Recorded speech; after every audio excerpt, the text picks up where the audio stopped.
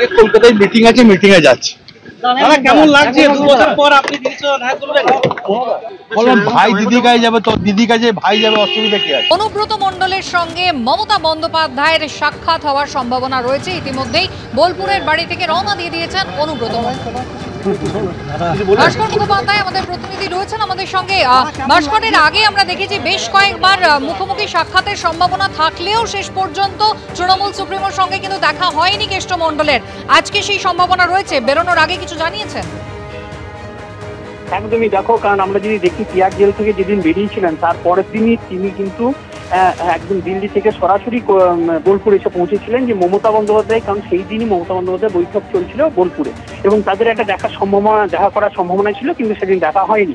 তারপর থেকে এই প্রথম মুখোমুখি বসতে চলেছেন মমতা বন্দ্যোপাধ্যায় এবং অনুব্রত মণ্ডল। এবং আমরা যদি দেখি আজকে সকালে যখন আজকে 12:30টার সময় তিনি তার বোলপুরের নিচুপট্টি বাড়ি থেকে বেরোন এবং সেখানে বেরোনোর সময় তিনি বলেন যে দিদির সঙ্গে ভাই দেখা করতে যাচ্ছে এবং সেখানে গিয়ে কথা হবে, এই কথাটা তিনি বলেছেন। এবং একটা জিনিস খুব গুরুত্বপূর্ণ, যে বীরভূমে যে টানাটানি চলছে দলের মধ্যে, অর্থাৎ যে মেরুকরণ হয়েছে দলের মধ্যে, সেই বিষয়টা আজকে স্পষ্ট হয়ে যাবে। কারণ দলনেত্রী আজকে একটা নির্দেশ দিতে পারেন অনুব্রত মণ্ডলের সঙ্গে বৈঠক করে।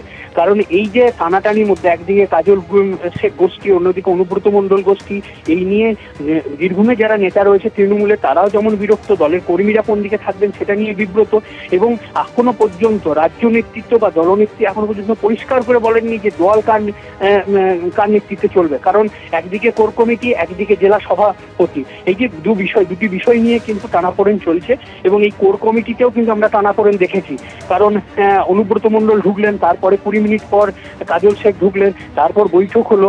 এই পুরো বিষয় নিয়ে বিব্রত। আজকে এই ওয়ার্কিং কমিটি যে বৈঠক, সেখানে অনুব্রত থাকবেন। তার পরবর্তী স্তরে অনুব্রতর সঙ্গে দলনেত্রী একটা বৈঠক হতে পারে এবং সেখানে দলনেত্রী পরিষ্কার অনুব্রতকে বলে যাবেন যে তিনি কি কাজ করবেন এবং কোন দায়িত্বে তিনি থাকবেন। কারণ আমরা যদি দেখি যে কোর কমিটিতে অন্তর্ভুক্তি, সেটা নিয়েও প্রশ্ন উঠেছে অনুব্রতর। কারণ এই একটা জিনিস, জেলা সভাপতি যিনি হন তাকে কোর কমিটিতে ওইভাবে অন্তর্ভুক্তি করা যায় না। কারণ তিনি যখন জেলা সভাপতি তখন যতগুলো কমিটি রয়েছে সেই কমিটির তিনি চেয়ারপারসন ক্ষমতা বলেন, তার অন্তর্ভুক্তি নিয়েও প্রশ্ন উঠেছে, যেখানে কাজলও প্রশ্ন তুলেছিল। তাই পুরো বিষয়গুলি আজকে পরিষ্কার হয়ে যেতে পারে। একেবারে ভাস্কর, ধন্যবাদ। আর অনুব্রত মণ্ডল বোলপুর থেকে রওনা হওয়ার সময় কি জানালেন দেখুন। আজকে কলকাতায় মিটিং আছে, মিটিং এ যাচ্ছি। দাদা কেমন লাগছে 2 বছর পর আপনি দিচ্ছ না করবেন?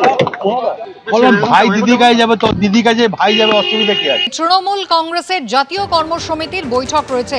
মুখ্যমন্ত্রী মমতা বন্দ্যোপাধ্যায় তাঁর নেতৃত্বেই কিন্তু এই বৈঠক হওয়ার কথা। লোকসভার পুরসভা ভিত্তিক ফল বিশ্লেষণ করে আগেই কিন্তু বেশ কিছু পুরসভার চেয়ারম্যান এবং ভাইস চেয়ারম্যানের রদবদলের প্রস্তাব অভিষেক বন্দ্যোপাধ্যায় দিয়েছেন। একটি রিপোর্ট তিনি দিয়েছেন এবং তার পাশাপাশি সুব্রত বক্সী তিনিও একটি রিপোর্ট দিয়েছেন বলে খবর। কথা বলবো, আশাবুল হোসেন রয়েছেন আমাদের সঙ্গে টেলিফোন লাইনে। আশাবুল, একদিকে আসন্ন 2024-এর লোকসভা নির্বাচনকে পাখির চোখ করে তৃণমূল কংগ্রেস সংগঠনে কোনো রদবদল করে কিনা সেটা যেমন দেখার, তার পাশাপাশি গত পরশু সদ্য যে 6টা বিধানসভা উপনির্বাচনে তৃণমূলের জয় জয়কার হলো, তাকেই বা কিভাবে ভবিষ্যতে কাজে লাগাবেন, কোথাও এই সমস্ত জিনিসগুলোই কি আজকে মূলত বৈঠকে নজরে? কুসুমিতা ঠিকই বলেছো, একেবারে এই বিধানসভার উপনির্বাচনে 6-0 করে দিয়ে একেবারে আত্মবিশ্বাসী তৃণমূল। এবং এই প্রেক্ষাপটে আজকের এই জাতীয় কর্মসমিতির তথা তৃণমূলের সর্বোচ্চ নীতি নির্ধারক কমিটির বৈঠকটা বসছে।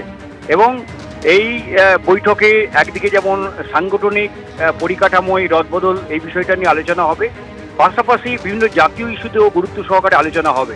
যেমন তুমি জানো যে আজ থেকেই সংসদের শীতকালীন অধিবেশন শুরু হচ্ছে এবং সেখানে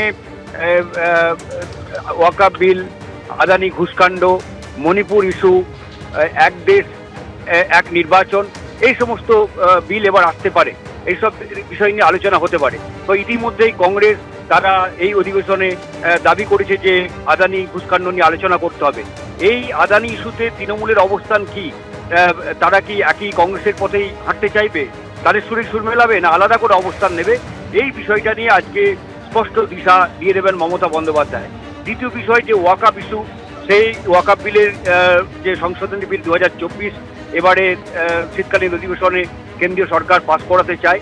ইতিমধ্যে তৃণমূল তার বিরোধিতা করেছে এবং এই ইস্যুতে তৃণমূল কি কৌশল নেবে যদি এইটা পাস করাতে চায় সংসদে, তা নিয়েও কিন্তু স্পষ্ট দিশা দেবেন পাশাপাশি মণিপুর ইস্যু তো রয়েছে, এবং এক দেশ এক নির্বাচন তা নিয়েও মমতা বন্দ্যোপাধ্যায় ইতিমধ্যে বিরোধিতা করেছেন। ফলে এই নিয়ে স্পষ্ট দিশা দিয়ে দেবেন দলের সাংসদদের উদ্দেশ্যে। কারণ একদিকে সুদীপ বন্দ্যোপাধ্যায় লোকসভার দলনেতা, অন্যদিকে রাজ্যসভার দলনেতা ডেরেক ওব্রায়েন, দুজনই কিন্তু এই তৃণমূলের যে কর্মসমিতি তার কিন্তু তারা সদস্য রয়েছেন। এবং দ্বিতীয় বিষয় হচ্ছে, তুমি জানো যে সম্প্রতি যে কসবা গুলিকাণ্ড, এই ইস্যুকে ঘিরে তৃণমূলের যেমন মন্ত্রী মেয়র ফিরহাদ হাকিম, অন্যদিকে সৌগত রায়, তারা পুলিশের ভূমিকার নিয়ে প্রশ্ন তুলেছেন। অন্যদিকে হুমায়ুন কবির, তিনি উপমুখ্যমন্ত্রী অভিষেককে নিয়ে পুলিশ মন্ত্রী হন, এইসব বক্তব্য রেখেছেন। জানিয়ে দল যথেষ্ট বিড়ম্বনায় পড়েছে। ফলে দলকে যে কঠোর শৃঙ্খলায় তিনি বাঁধতে চান এবং তিনি যে দলের শেষ কথা রাজ যে তারই হাতে, এইটা কিন্তু আজকের বৈঠকে ফের জানান দিয়ে দিতে পারেন মমতা বন্দ্যোপাধ্যায়, এবং শৃঙ্খলার ব্যাপারে কিন্তু কঠোর বার্তা দিতে পারেন। এবং সেই সঙ্গে তুমি যেটা বলে, অনেক ধন্যবাদ।